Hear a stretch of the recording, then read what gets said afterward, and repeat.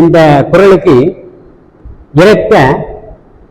இரத்தக்கார் காணின் கரப்பின் அவர்பலி தம்பதி அன்று என்கின்ற அந்த ஒரு விளக்கத்தை குறித்து கொடுத்துவிட்டு, மறைக்காமல் மனமிழிந்து கொடுப்பவர் என்று தெரிந்தால் அவரிடம் சென்று இறந்து கேட்க என்கின்ற அந்த பொருள் தான் அதில் வருது. அடுத்ததுக்கு தம்பி கொடுத்தலுக்கு 3 வகை சொன்னார்.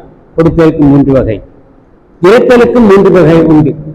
தம்பி அதை விளக்கல. ஈயனை இறத்தல் இறந்தன்று, அது ஈ என்று கேட்டல் இழிந்தோன் செயல்.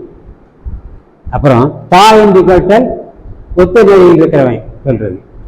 கொடப்பா ஆணையிட்டால் அது உயர்ந்தோன் சொல்லுவாங்க. இறப்பத அது இழிந்தோன் குற்று, ஒத்தோன் குற்று, அது உயர்ந்தோன் குற்று. இந்த 3 வகையில் இறத்தல் செயல்படும்.